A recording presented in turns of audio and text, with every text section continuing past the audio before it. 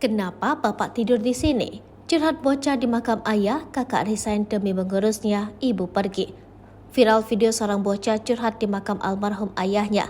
Sang kakak yang tak tega melihatnya pun mengambil sebuah keputusan besar. Wanita bernama Dewi Wulandari ini memutuskan untuk resign dari pekerjaannya. Perempuan yang tinggal di Kabupaten Tanah Laut, Kalimantan Selatan ini memutuskan keluar dari pekerjaan meski memiliki gelar sarjana demi merawat adik bungsunya. Keputusan berat ini diambilnya setelah ibu mereka pergi tanpa kabar pasca meninggalnya ayah mereka. Ia menceritakan ayahnya yang bernama Waluyo meninggal dunia akibat COVID-19. Tak hanya ayahnya, saat itu ia sekeluarga memang positif COVID-19. Ternyata ayahnya tak kuat dan tutup usia pada 14 Agustus 2021 lalu.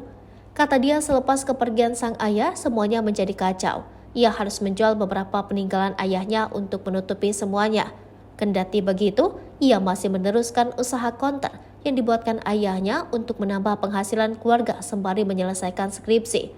Sayangnya, tak lama setelah kepergian ayahnya, ia menuturkan bila sikap ibunya berubah.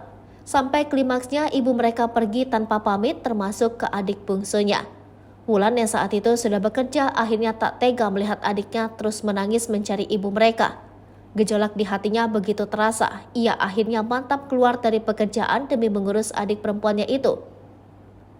Mbak-mbak muda, semua rutinitasnya berubah. Ketika bangun pagi, ia langsung menyiapkan bekal untuk adiknya sekolah. Bahkan ia cenderung memasak sendiri demi memastikan asupan yang dikonsumsi adiknya itu sehat. Sehingga tak jarang banyak orang yang mempertanyakan gelar sarjananya.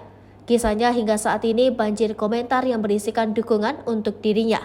Apalagi video adik bungsunya itu sempat viral lebih dulu ketika mengunjungi makam ayah mereka. Dengan polosnya anak TK ini menanyakan kenapa ayahnya terbaring di tanah. Sembari mengusap pusaran makam sang ayah, mulutnya terus saja mengoceh.